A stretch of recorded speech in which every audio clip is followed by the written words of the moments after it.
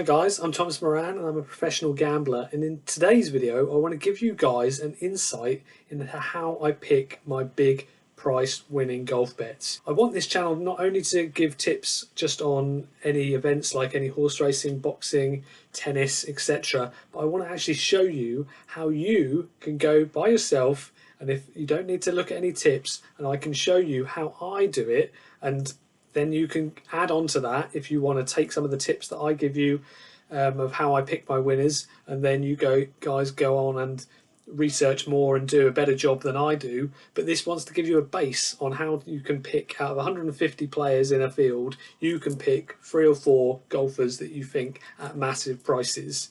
If you like these videos, guys, please like, subscribe and hit that bell notification. I really appreciate it.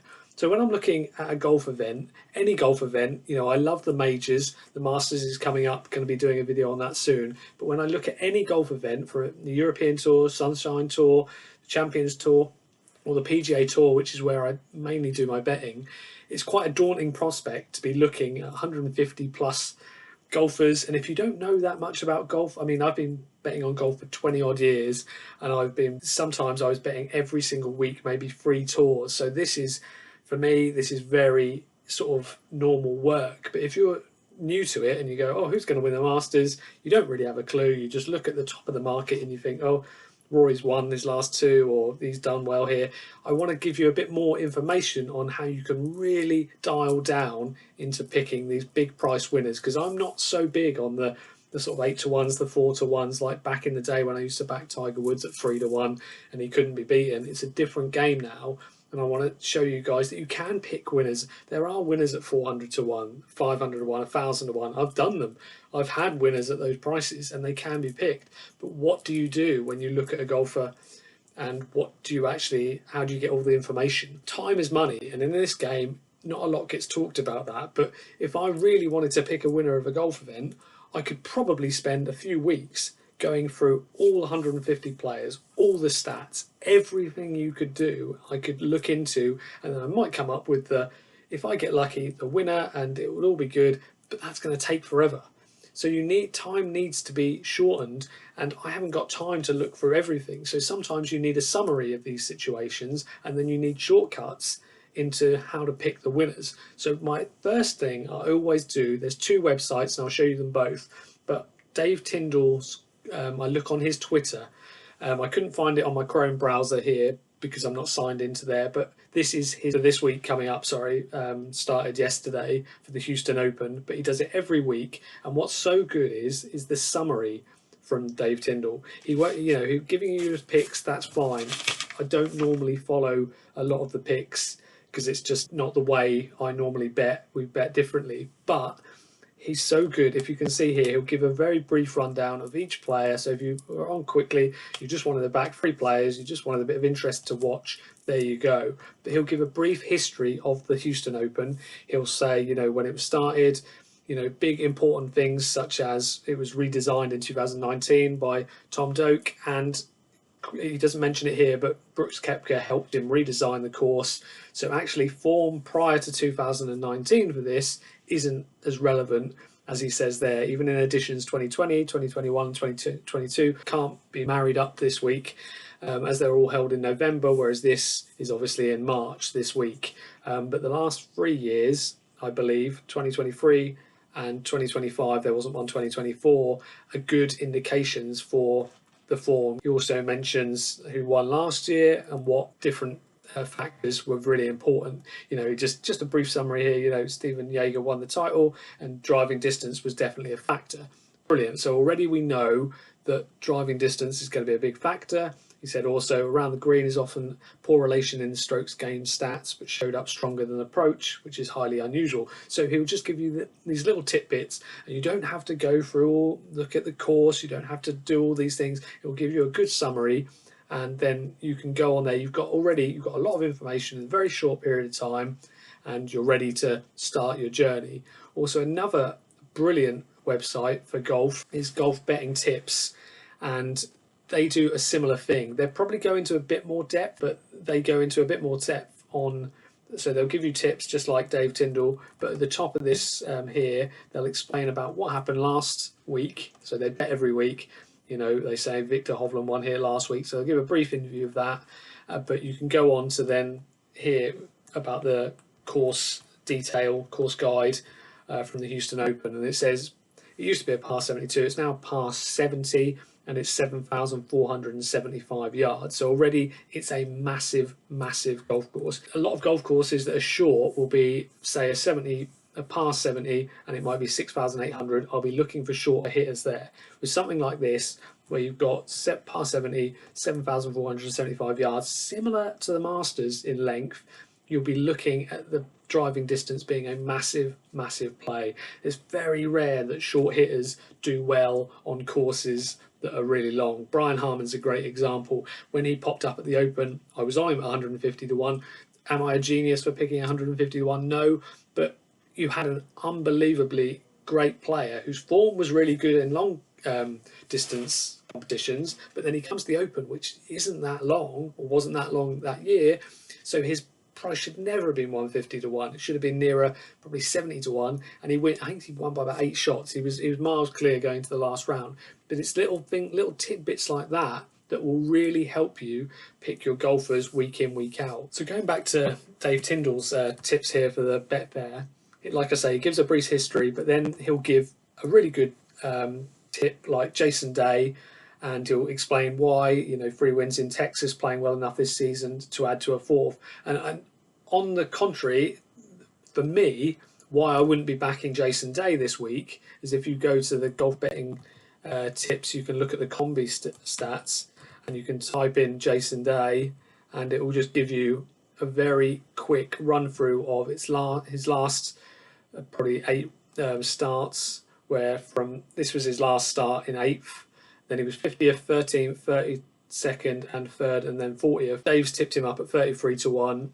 But if you look on the right hand side of this, where my mouse is, 4 years ago he came 7th, then 54th, 16th, and missed cut in this event in the Houston Open. For me, because I'm only looking at the last 2 events, a missed cut and a 16th, it's not amazing. You know, it's okay. And then for me, a massive, massive part of any betting strategy anywhere has to be the price. So when I see Jason Day at 33 to 1, I just think it's not big enough each way for me, because I play each way, and a lot of the times now you can get each way top 10. I'll be looking at the higher end of the market, and to try and squeeze a sort of 7th, 8th and 9th, as I did last week, I managed to back a bloke called David Riley at 175 to 1 each way, which if you can get top 10, even top 8, he came 8th, I believe, and it was a great win because for small stakes. Whereas if Jason Day to win this at 33, for me it's much more difficult than someone that could potentially win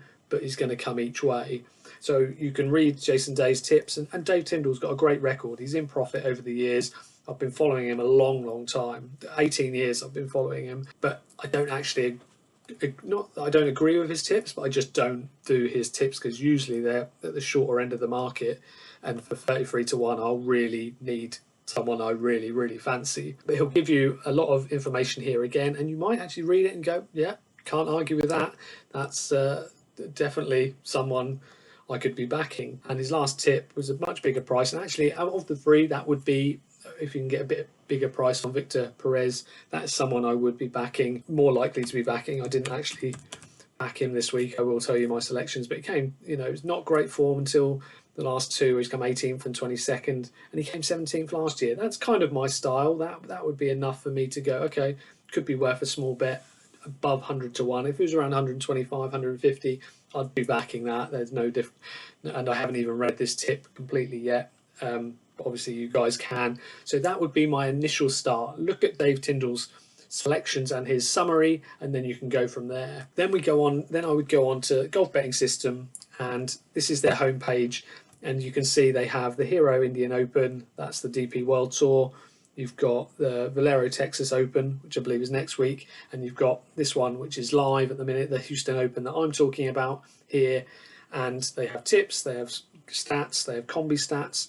And the big ones I look at is just that I click on the tips tab and I look at the Combi Stats. With that, you've got, if you go on the tips part of the site, it will load up. And like I said earlier, it will explain about last week, and then it will give you more in depth than Dave Tindall. It will go through exactly, you know, who's done well over the years, what you need to look for this week, the length.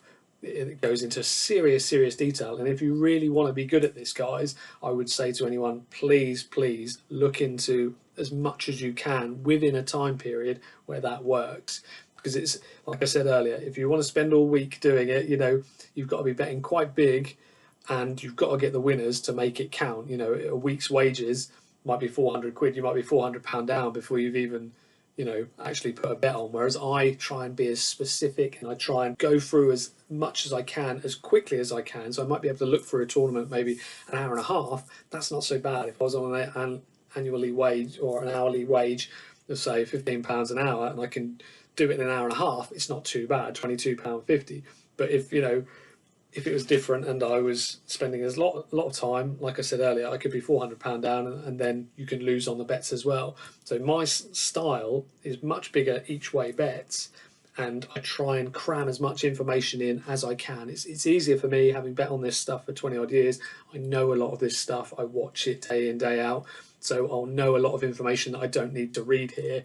You know, previous winners, that's all in Combi Stats. That can all be done. You know, what they were at round 1, round 2, round 3, round 4. A lot of it I just get rid of, and I just go, I don't need to know that. I mean, it's great information, really well done, but do I need to know his path to victory? For me, I don't really. That's not something I look at. I'll go through the weather, and I'll go through things like that. I think the weather is massive. You know, if you can get, because if you guys don't know about golf, you'll have 150 people, and normally half of them will go off in a certain time period, the morning starters, and then you'll have the afternoon starters, and weather can be massive. I'll give you an example. Like, there can be sometimes you can have no breeze early in the morning, absolutely beautiful, you get a nice clear run, especially the first few starters. If you're in a tournament and you're one of the first few starters and you have no one in front of you, some players absolutely love that. So I actually pick players that are first out, and especially if they're in smaller groups, I love that, because they can go dictate their pace. If they want to fly through, they've got no one in front of them holding them up. Perfect. So they love a quick 3-hour round rather than maybe a 4.5-hour round. That can be the difference for some players.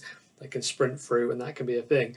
But also with the weather, like I say, if it's really lovely conditions for the first morning starters, then the poor afternoon starters have a lot of wind, a lot of rain, really nasty conditions. It can be the difference between a few shots, and that can be the difference between winning the tournament or not. Last week in the Valspar, there was a kind of the opposite of this. Everyone was saying, oh my God, the weather's going to be massive, and players that I backed were massively drifting because they were like, oh no, they're on the wrong side of the draw, the weather's saying that it's going to be horrible, and the other guys are going to get it much easier than these guys. And I just thought, well, the weather, it can change so much so quickly. I thought, I'm actually going to back my guys again, because I don't think the weather's going to play as much of a part as it should. It's not. It's all, the weather was up in the air and they weren't sure what. So I just kept backing them, and I was right. The weather made very little difference at all, and it meant I got even extra value. I was getting players that were 60 to 1 at the start of the week, 90 to 1, and really they should have been 60. So even 60, I thought they were good value. So at 90 to 1, they were incredible value. And it's things like that. So the weather can play, and they give you a forecast of all the years prior, so you get a rough idea what it might be in that sort of time. There's another thing, a lot of these golf tipsters, they're incredibly stats based, and I completely get that. It makes sense to have as many stats as you can on your side, but I just think a lot of the time with golf, it's not quite, stats can be very deceiving.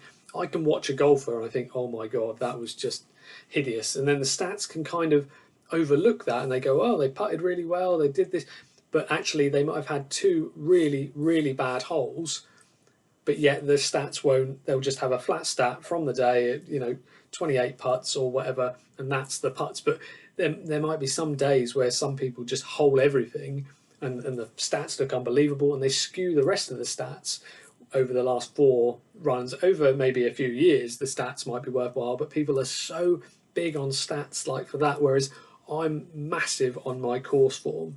I like it when players just play well each year at the same course, because they say horses for courses, but it's very, very similar for that with golf. You know, I play golf and I know there are certain courses I'm going to do well on, and there are going to be some courses I could play great and still score like an idiot. It's very much, and also you've got to feel the mental side of it for these golfers. They say they came 4th, 5th and 9th for the last 3 times they've played this, but they've had a bad season. They know this is the tournament for them. This is the tournament where they can make some money, hopefully retain their card, because they've been really good there before, and why not, can't I do it again? It happens over and over again. There was a guy, Simon Khan, I used to back at one of their courses, and he was rubbish the rest of the year. Most of the time he'd come there and he might be leading going into the 2nd, 3rd round.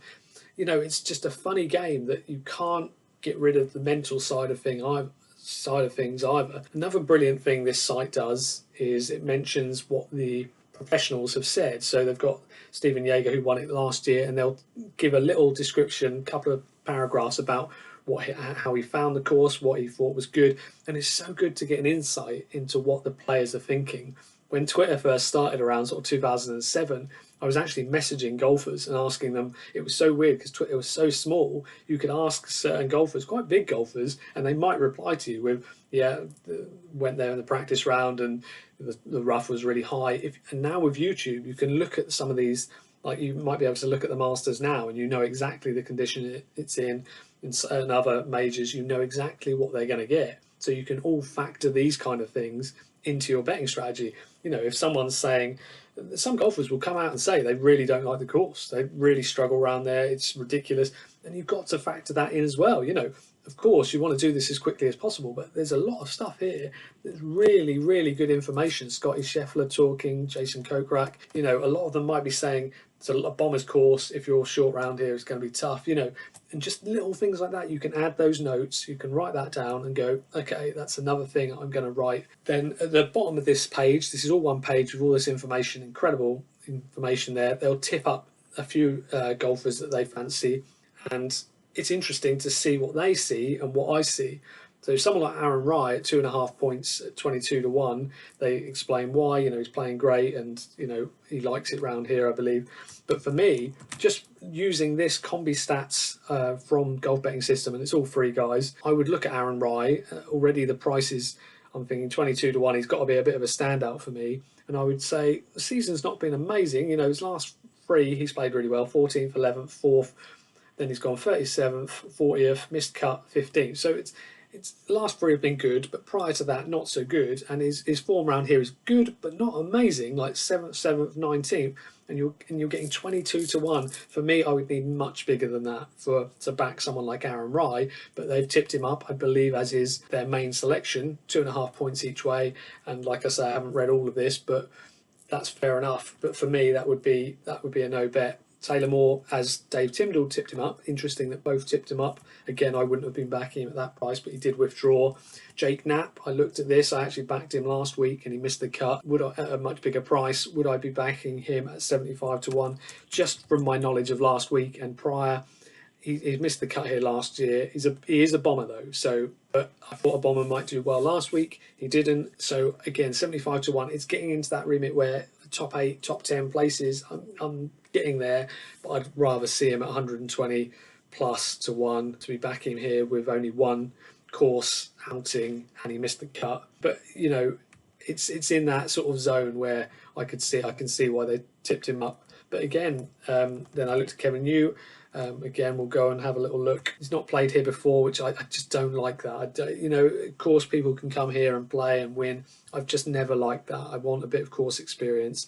His last 3 starts have been 12th, missed cut, 45th, and then 16th and 17th. Prior to that, you know, decent form, good form. But again, with no last time outing, I wouldn't be backing him here. Not for that sort of. Again, if you're looking at 125 to 1, you can see this is why you might think I'm a bit flaky, but it's all about odds to me. You know, if he's 150 to 1 and he's got decent form and he's never played there before, I can take that risk. 75, I'm not so interested. And then the last one, I actually thought, again, like Dave Tindall's biggest price, Perez, I thought this for me would be the bet of the 3 if I was to do any of them of the 3 at 200 to 1. He's a big hitter. I know this guy. I've followed him around for a bit, and he's missed 3 cuts, but I'll explain why later I don't mind missed cuts as much, because again, like stats, they can be very misleading. But then prior to that, he was 2nd and 15th, so he was in really, really good form. Again, I don't like the fact he's not played here before, but at 200 to 1 for a small stake each way, I'm more willing to take that risk, and I can understand why they tipped him up in this instance. So you're asking, what do I actually do? You know, how do I actually go and pick these winners? And what do I do from this situation where I've looked through all Dave Tindalls, I've looked through golf betting system, what do I actually do now? So I go onto this Combi Stats on golf betting system 2025 for the Houston Open, and I go right down to the bottom of the page, and I'll scroll up and I will try and look. What's so good is it's sort of very concise. You get the numbers there. On the right hand side, you've got the course form, you've got the previous course form, as I'll show at the top here, all the years 2013 all the way to 2024.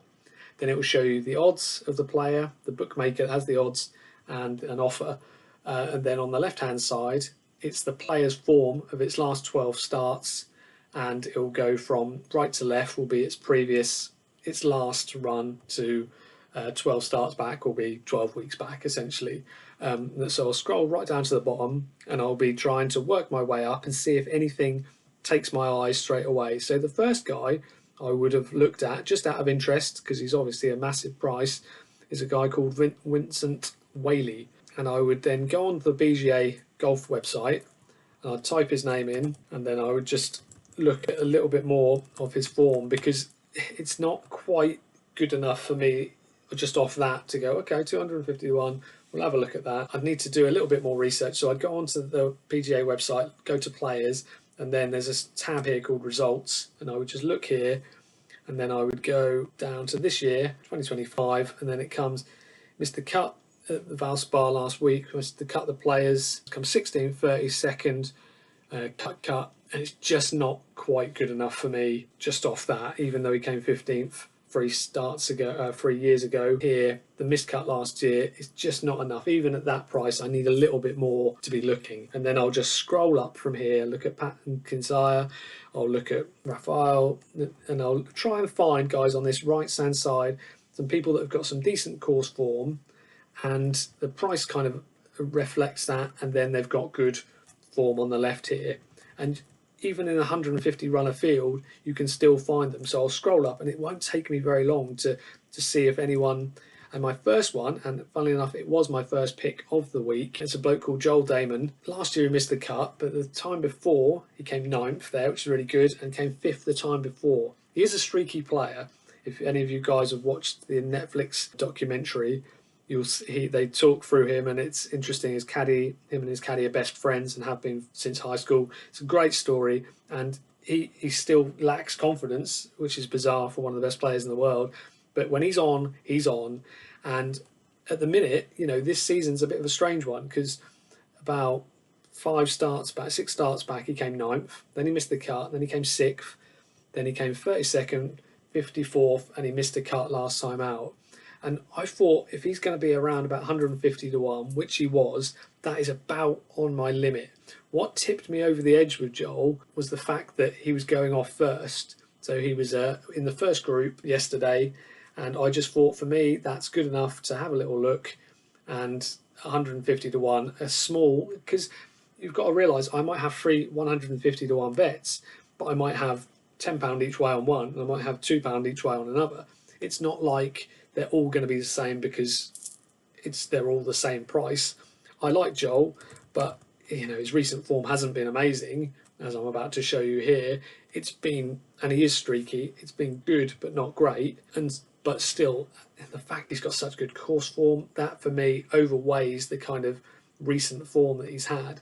So yeah, he had shot 274s last week to miss the cut, so it's not great at 6 over.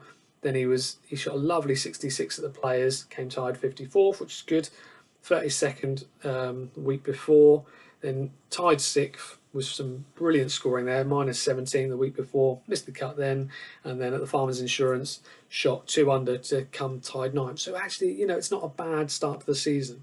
What I'll then do, I'll look and go, okay, well, what form was he in when he did well last year? Or when he missed the cut last year, sorry. Because if he's having an awful season, I don't mind that so much. If he's having a brilliant season, then he misses the cut there. It's not as good. It's you know. So if we look here at the Farmers Insurance, he missed the cut. He wasn't in great form. Yeah, so like he hadn't got great form, and he still shot a 69 first round. So he was still, you know, still decent, but then had a horrible second round to take him and miss the cut.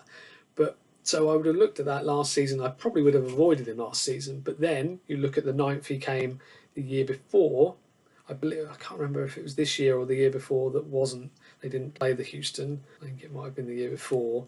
But then I'll look back through previous years, and so here he came third the week before. He was actually having a very good season, so you can understand that, you know, having a good season. And then he comes ninth, and he actually played well afterwards. I'd be looking at that and I'd be going, yeah, that's a good bet for me. I don't know what price he would have been that year, but I could imagine I could have easily been on him because it fits my metric. He would have been inside the top 10. I would have at least got top 10, because you don't just have to back each way, you can back top 10 as well, which I did this week for him.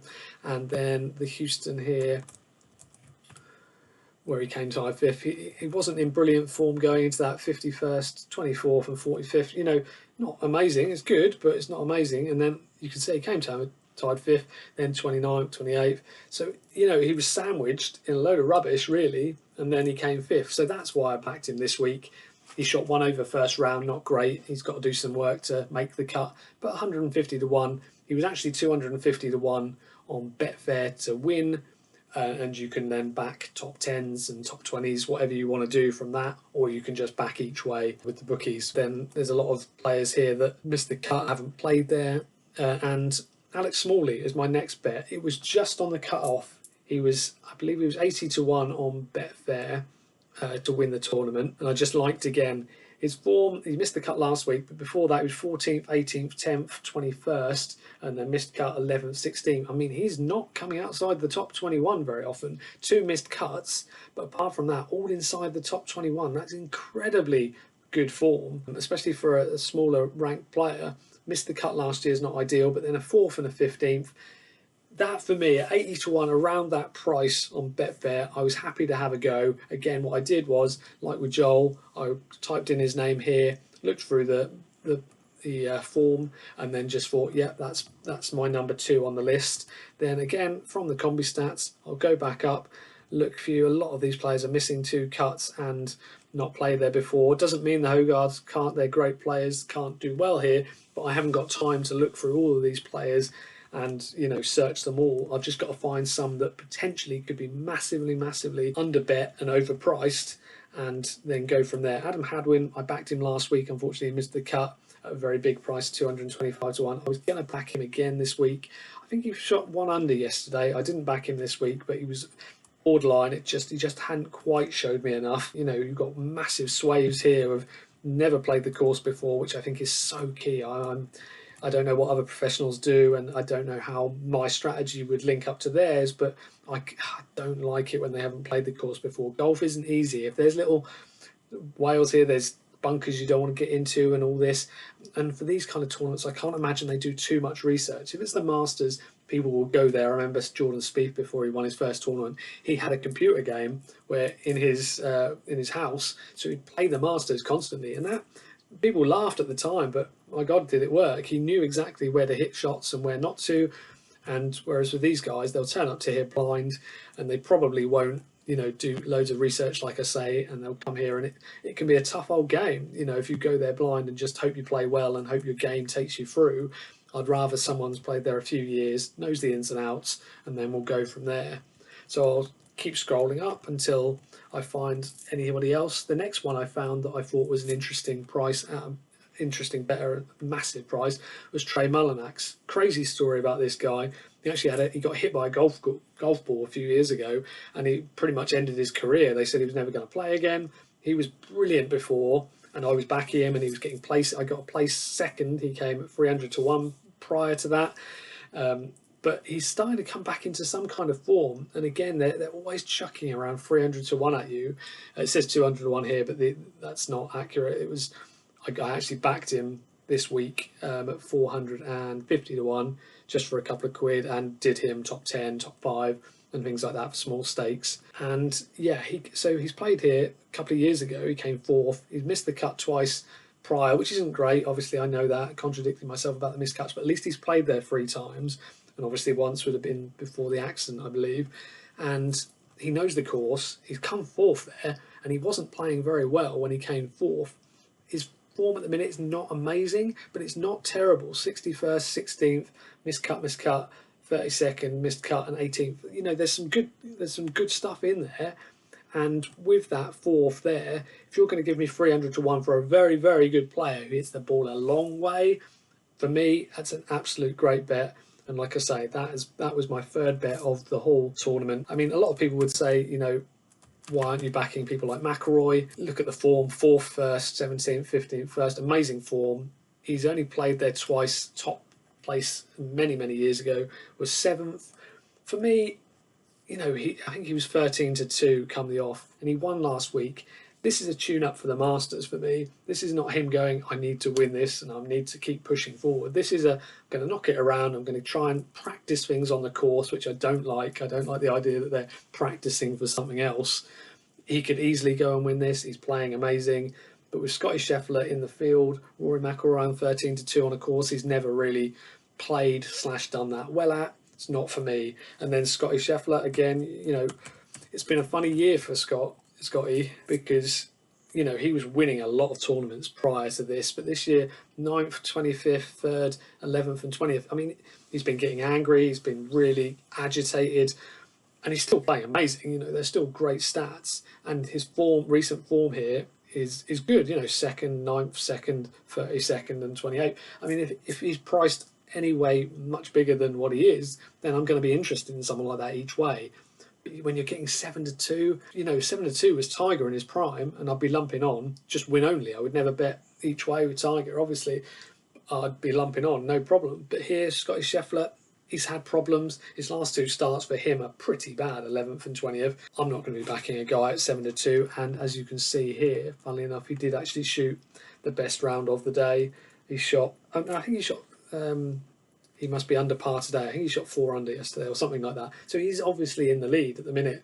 But at 7 to 2, can I be backing him? No, not for me. I know many people won't be able to do this, and it does take a lot of time. But if you can watch the golf, like I say, you can pick up on things that stats won't show you. Or I think Kevin Na had like 10 over par on one hole before, but the stats would say he shot 3 over or 4 over or something. But it's, you know, misleading. If you just look at the stat, I'll go, oh, okay, you know, it's a shame he didn't do very well last week. Not thinking that he was hacking it around in the bushes and he was having trouble with his swing. You know, if you can watch it, you do get an idea of Scottie Scheffler getting angry. You know, that's a little thing that would put me off. If I just looked at the stats, I might be backing someone like that. But if he's really getting upset and there's something in his private life or something's happening, or he's just looking at the Masters, there's little things like that. If you can watch golf and listen to the commentators and listen to the players, what they're talking about, it's really going to build this puzzle piece for you to then pick winners, because it really is. It's a complicated thing, golf. As a professional gambler, someone told me before I started when I was about 17, they were like, try and get as good as you can at everything. Don't just specialise in horses or boxing or tennis. Try and get good at everything. And I've tried.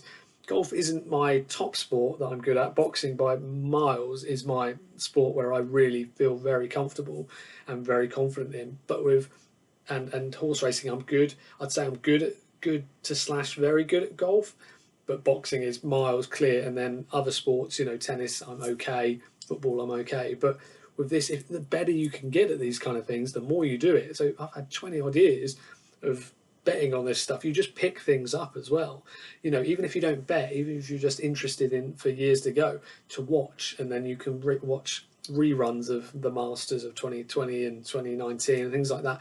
There's a lot of information out there for us nowadays, whereas when I first started there wasn't as much information. It can be a bit overwhelming, but if you want to be good, you can get as much information as quickly as you can and then put it together and then come up with your selections. As I said to you guys before, price is massive for me. You know, like I say, if Scottie Scheffler was 12 to 1, I'm going in hard each way.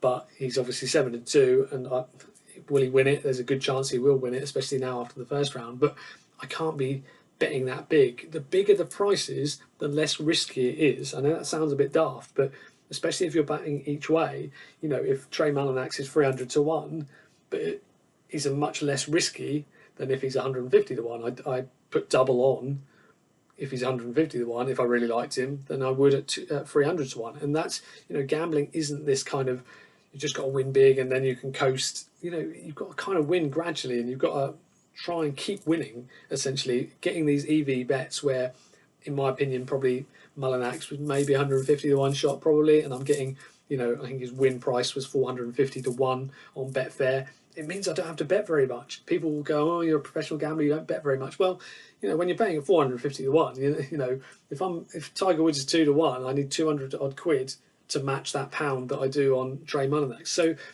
you've got to put all these things in perspective. Price is huge. Even if, like Aaron Rai, I like that guy. He would have come up on my, as you can see here, he would have come up on my thing. And obviously, I'm being sneaky and cheeky. If he's 90 to 1 here, I'm going to be backing him each way. But he actually didn't, I think he shot 2 over yesterday. But I would have taken that on the chin and said, well, you know, he's got great form, and he's got great form around here. Doesn't mean he's not going to win this week, but he's struggled first round.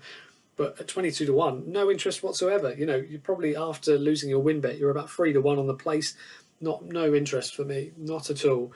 And that's what it is. Price is key. If you can be specific and just rule out people like Aaron Rai and certain people, then you're going to have much better chance of winning, especially at the bigger prices. As I explained before, I think, you know, the harder you work at this, especially with golf, the better you will do. With any sport, you know, with boxing, there would be times when I was betting really, really big in the sort of early tens of thousands.